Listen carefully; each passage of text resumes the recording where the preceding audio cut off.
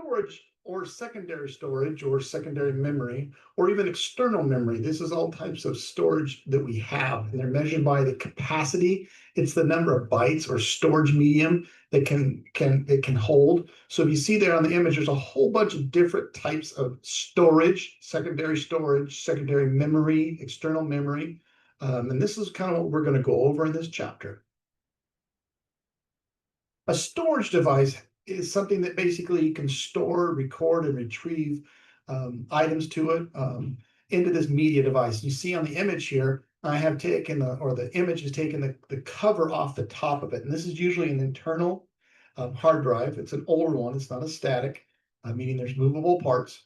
You see the little sharp point is the head, and then there's a motor for the head and a controller, and the platters are the round discs that look like CD-ROMs, and then there's the casing. The pointy heads are where you write or read the information onto the platter. Okay, so the process of transferring the bits to the secondary storage. Primary storage is always memory. This would be a secondary storage right here.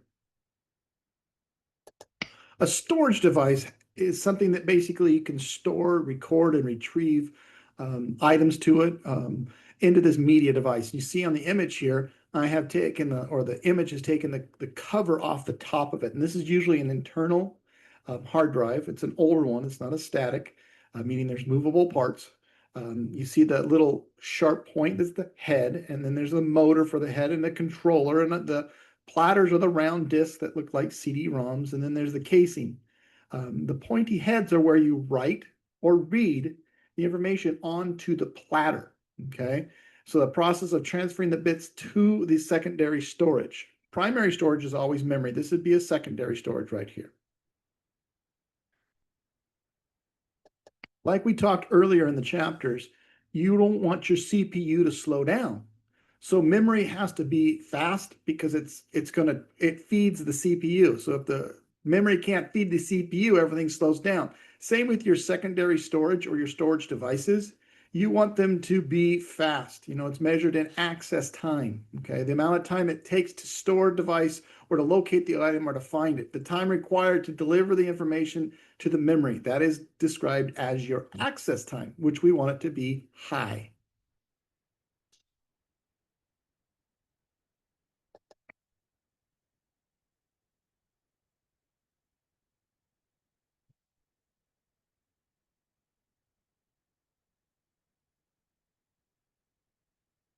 A hard disk contains one or more circular platters, and we showed you in the last slide. And here's the platters themselves with what they have as tracks, just like your old record player did. Sectors, a section, and there's clusters of groupings of them. Okay, and you notice there's several platters stacked, and they all have read-write heads on them for each one.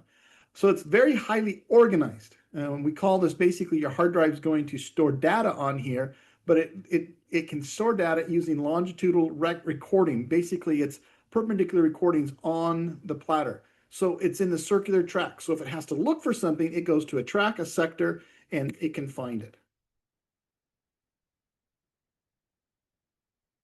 So when you originally get your hard drive or you get a new USB, it asks you to format it. And what it's really doing is taking that platter, your image there, and dividing it into tracks and sectors, clearing everything that might have been on there, and putting brand new track and select sectors in there so that your operating system can basically store and locate the data and information on the disk.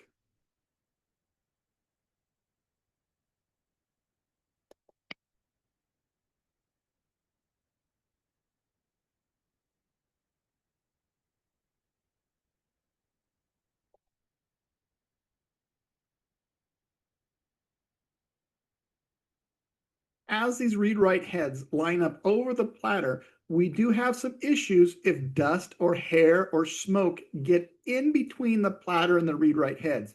We call it a head crash. That is basically where your read-write head kind of goes into the platter and causes problems on its surface.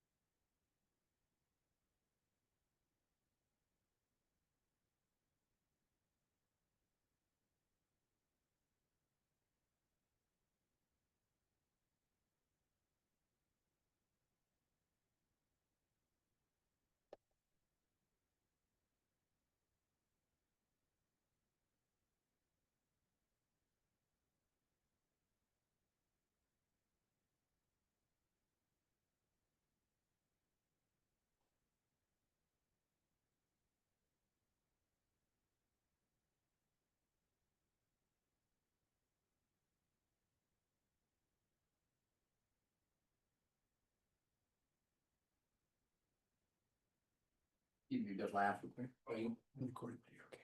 Okay, just a second.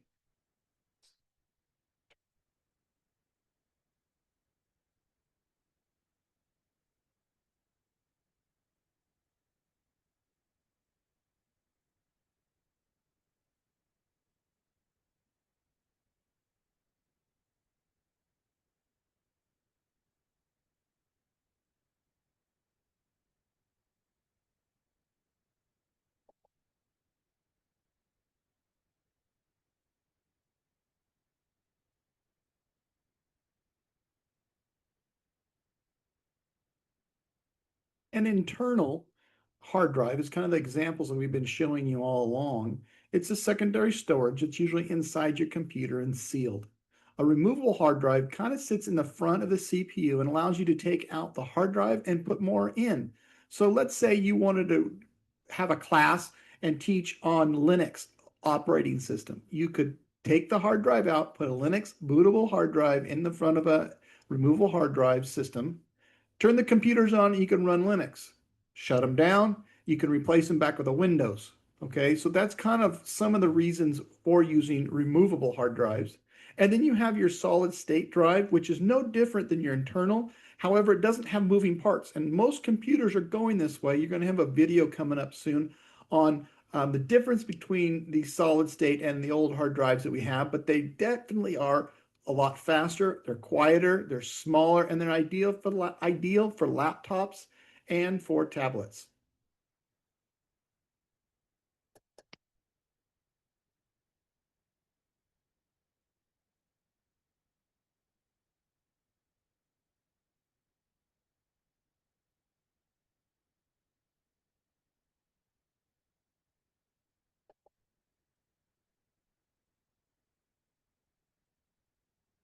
External hard drives are used for usually when you have mobile data. Let's say you don't have an assigned computer at work, so you can save everything to your external hard drive, usually gone through your USB, just plug it in. I use it at home for my photos because I worry that my computer at home hard drive will go bad, so I back everything up on an external hard drive. You also have your network or your personal cloud hard drives that you can put on your own network at home. So you can, have movies that you can stream or you can have music. It's basically your own cloud system, but at home.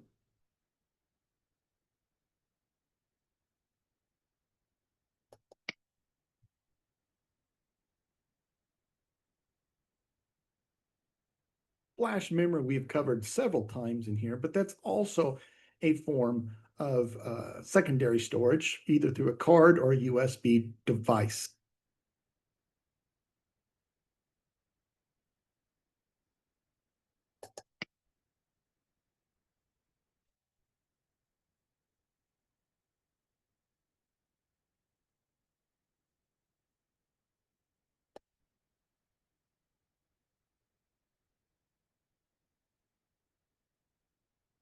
Cloud storage is another type of a secondary storage, allowing you to back up. We have a lot of services, Box, Dropbox, Cloud. Apple has them, Amazon has them, you name it. Walmart's getting ready to come out. It's basically a place where you can store your data, your files, and coming soon, even your applications.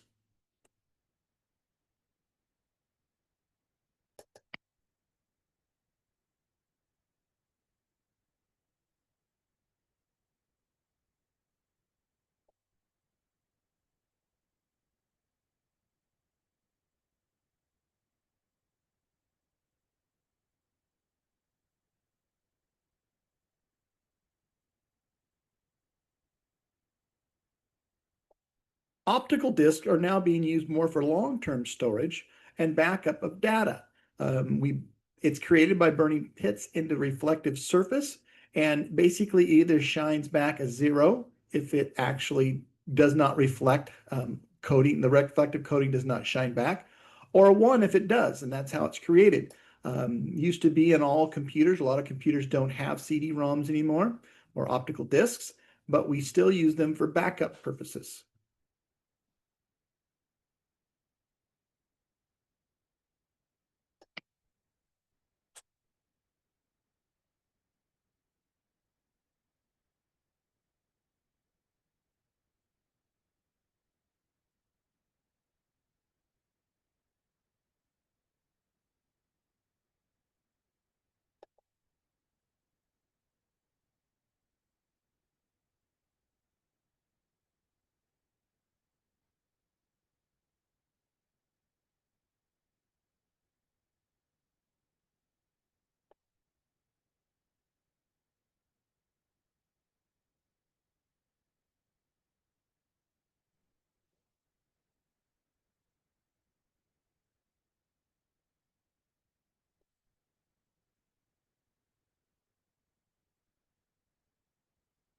The slowest form, but another reliable form, is our tape backup.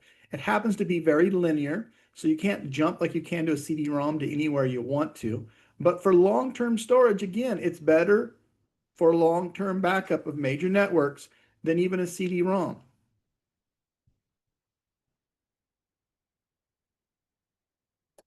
You're starting to see them on your credit cards, but smart cards with the chip built in are they're becoming very popular now with internal memory built right on the chip. And in 2 slides, you're going to see a video on their uses and what you can do with them.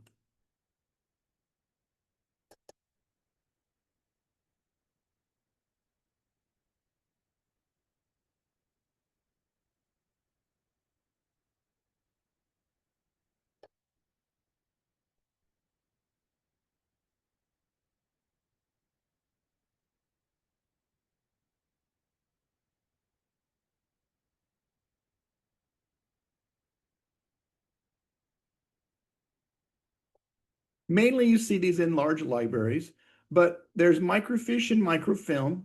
And what it does is allows you to archive usually newspapers, catalogs, and other documents. You need a special type of reader that's going to blow up the documents large so that you can see them. It's a nice way for, again, probably the best for extended storage of information. The only problem is you have to have some type of a special reader that allow you to read it.